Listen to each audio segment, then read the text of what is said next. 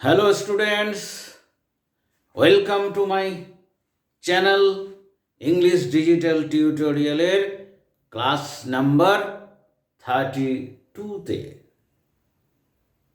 32 number ক্লাসে আমরা এখন দাঁড়িয়ে আছি এবং আলোচনা চলছে পার্টস অফ স্পিচের মেন টপিক মেন পার্ট ভার্বের কয়েকটা ক্লাস হয়েছে। ভার্ব নিয়ে আমরা বিভিন্ন ভার্বের আলোচনা করেও নিয়েছি ইতিমধ্যে, আরও কিছু ভার্ব আছে সেগুলো নিয়েও আলোচনা করব এবং তারপরেই বিষয়টা ক্লিয়ার হবে এবং অন্যান্য পার্টস অফ স্পিচের দিকে এগিয়ে যাব। আমরা এখন ভার্বকে অবশ্যই অ্যাকশন ভার্বের কথা বলছি। অ্যাকশন ভার্বের বিভিন্ন গ্রুপ, বিভিন্ন ভাগ, পার্ট করে আলোচনা করতে হবে, বুঝতে হবে। এখন আলোচনা হচ্ছে regular verb, irregular verb. Regular verb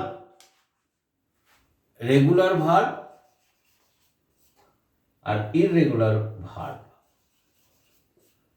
এই দুটো বিষয় নিয়ে আলোচনা করছি। কি জিনিসটা, একটা রেগুলার ভার্বটা কি আর ইররেগুলার ভার্বটা কি, দুটো কথার মধ্যেও খানিকটা অর্থটা লুকিয়ে আছে। ম্যাক্সিমাম ক্ষেত্রে প্রত্যেকটা ওয়ার্ডের তার ফিগার, তার গঠনের মধ্যেই তার অনেক কিছু বৈশিষ্ট্য লুকিয়ে থাকে। একটা মানুষকে দেখে তার সাজ পোশাক, চাল চলন, এগুলো দেখেও তার সম্বন্ধে অনেকটা আইডিয়া যেমন করা যায়, সেরকম একটা ওয়ার্ডের তার মিনিংটাও খানিকটা তার গঠন দেখে আমরা বুঝতে পারি। রেগুলার মানেটা কি? রেগুলার মানে কি? রেগুলার মানে প্রতিদিন এটা ব্যাপার হয়, স্বাভাবিক। যেমন সিঁড়িতে যাচ্ছি 1, 2, 3, 4, এটা রেগুলার ব্যাপার। একের পরে 3 নাম্বার সিঁড়িতে উঠে গেলাম, অথবা উপর থেকে যখন নামছি একটা ধাপ নামার পর আরও দুটো ধাপ বাদ দিয়ে নামছি, এটা কি রেগুলার? পরপর যেটা ঘটে, পরপর যেটা হয়, অর্থাৎ স্বাভাবিক যেটা হয়, যেটাতে কোনো হঠাৎ চেঞ্জ, হঠাৎ অন্য জিনিস হয় না, সেই জিনিসটা হচ্ছে রেগুলার। অর্থাৎ রেগুলার ভার্বের ক্ষেত্রে কি রেগুলার, ভার্বটার ক্ষেত্রে আবার কি রেগুলার হবে? আমরা জানি যে ভার্বের কটা পয়েন্ট আছে, ভার্বের কটা পার্ট আছে। এগুলো ভার্বের পার্ট নিয়ে এখনও কিন্তু আলোচনা করিনি। একটা ভার্ব কত রকমের হয় সে নিয়ে আলোচনা করিনি, সেটা আলোচনা পরে হবে। কিন্তু এখন ভার্ব বেস ফর্ম হয়, মূল ভার্ব যেটা প্রেজেন্ট ফর্ম বা বেস ফর্ম একটা হয়। তো সেই বেস ফর্ম থেকে একটা পাস্টের একটা রূপ হয়, পাস্ট ফর্ম হয়, আর একটা পাস্ট পার্টিসিপল হয়। ভার্বের মোট পার্ট বা অংশ 5টা: verb 1, verb 2, verb 3, verb 5, verb 4। সেটা নিয়ে আলোচনা হবে, অন্য ক্লাস হবে। কিন্তু এখন আমরা জাস্ট ভার্বের প্রেজেন্ট ফর্ম বা বেস ফর্ম, পাস্ট ফর্ম আর পাস্ট পার্টিসিপল ফর্ম, 3টে ফর্মের কথা সামনে নিয়ে আসবো। 3টে ফর্মের কথা সামনে কি জন্য নিয়ে আসবো না, আমাদের যে ভার্বের বিষয়, 3টে ফর্মের উপর সেই বিষয়টা নিয়ে আলোচনা হবে, সেটা রেগুলার না ইররেগুলার। তাহলে একটা করে ভার্বের উদাহরণ নিলে সব থেকে বিষয়টা ভালো হয়। যদি বলি প্লে, তারপরে সেটা হবে প্লেড, তারপরেও সেটা হবে প্লেড। সঙ্গে আমি আরেকটা নিচে ভার্ব লিখছি, গো, ওয়েন্ট, গান। ভার্ব 1, ভার্ব 2, দুটো ভার্ব আমরা এখানে পরপর লিখলাম। তো লিখতে গিয়ে কি দেখছি,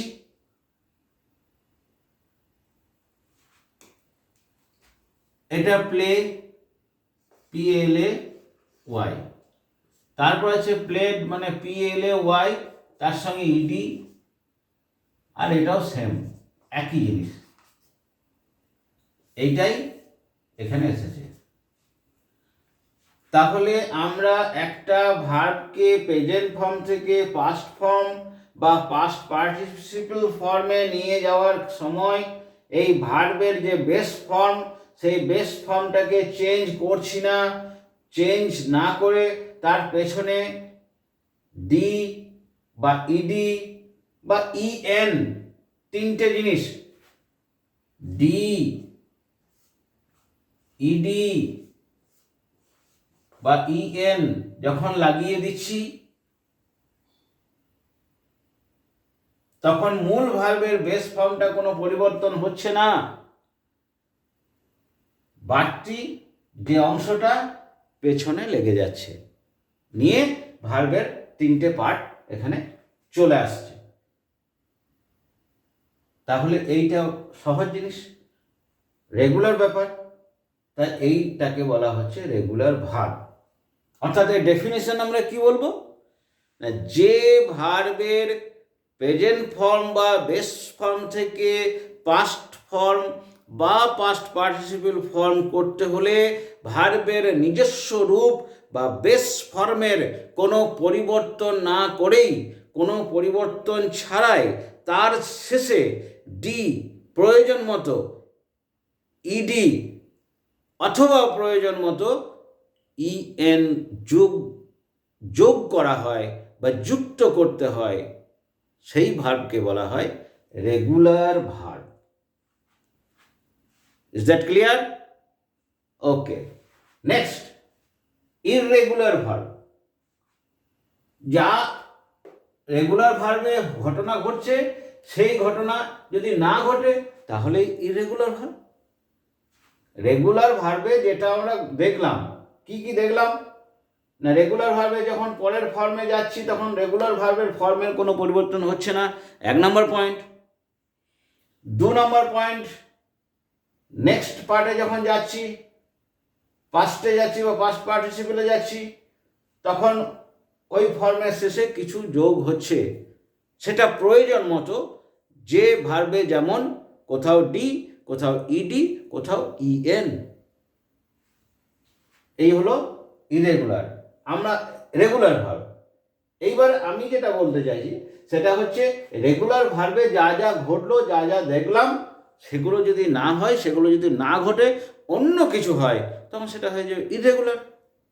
আর এটাকে রেগুলার কেন বলছি, না আমরা বুঝে যাচ্ছি যে একটা ভার্বের ফর্মটা তো কোনো পরিবর্তন হচ্ছে না, তার সঙ্গে শুধু ডি, ইডি বা ইএন যে কোনো একটা বসাচ্ছি, তাহলে আমাদের ঝামেলা মিটে যাচ্ছে, কোনো চিন্তা নেই। এইখানে ইররেগুলার ভার্বে সম্পূর্ণ আলাদা বিষয়, গো। তাহলে গো এর সঙ্গে আরো কিছু যুক্ত হয়ে পাস্ট ফর্ম হওয়া উচিত, হয় কি জিও ডি বা ইডি বা ইএন কিছু হচ্ছে না, সম্পূর্ণ আলাদা জিনিস হচ্ছে। গো মানে যাওয়া, ওয়েন্ট, গো এর কোনো চিহ্ন এখানে আছে, জিও কোথাও আছে, নেই।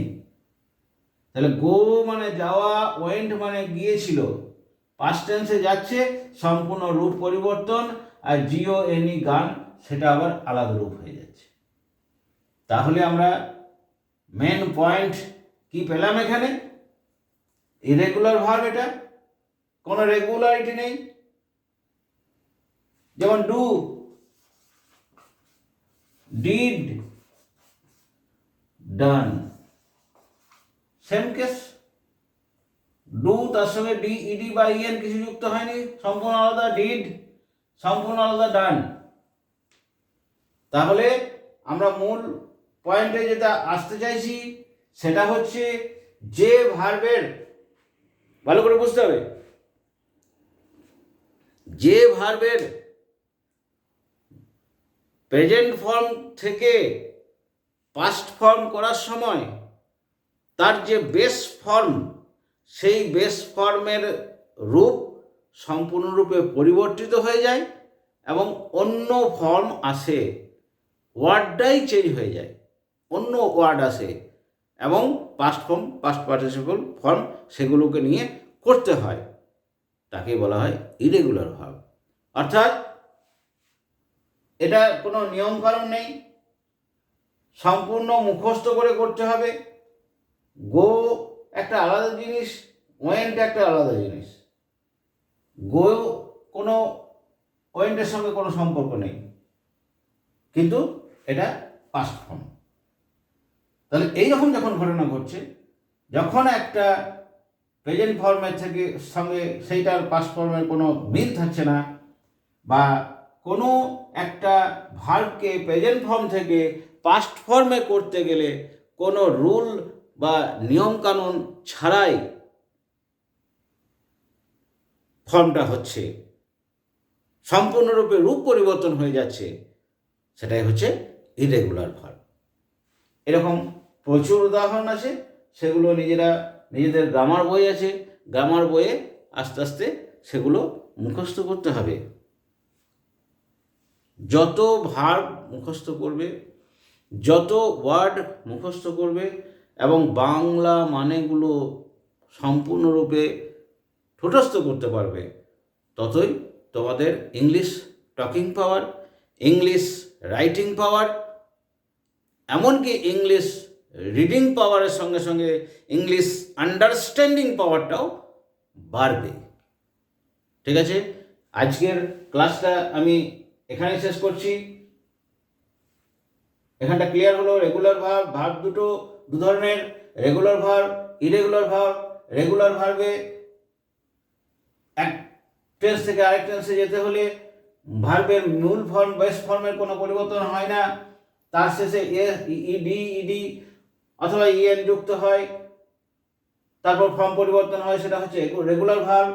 আর ইরেগুলার ভার্ব যে ভার্বে তার বেস ফর্মের থেকে সম্পূর্ণ আলাদা ফর্ম হয়ে যায় যখন সে পাস্ট টেন্সে বা পাস্ট পার্টিসিপলে যায়, কোনো নিয়মকানুন মানে না, সম্পূর্ণ আলাদা বিষয়, আলাদা ফিগার, আলাদা বানান হয়ে যায়, আলাদা স্পেলিং হয়ে যায়, আলাদা সাউন্ড হয়ে যায়, আলাদা প্রোনাউন্সিয়েশন হয়ে যায়, তখন সেটাকে বলা হয় ইরেগুলার ভার্ব। আশা করি বিষয়টা ক্লিয়ার হলো। পরের দিন অন্য একটা ভার্ব নিয়ে এখানে আমরা আসব এবং আলোচনা করব। ততদিন পর্যন্ত বা ততক্ষণ পর্যন্ত, যতক্ষণ না আসছে ততক্ষণ পর্যন্ত সবাই ভালো থাকবে, ক্লাসগুলো মন দিয়ে শুনবে, আর ভালো লাগলে অবশ্যই প্রত্যেকটা ক্লাস ফলো করবে। এটাই হচ্ছে সময় স্টুডেন্টদের ক্লাস ফলো করার এবং ইংরেজিটাকে ভালো করে শিখে নেওয়ার।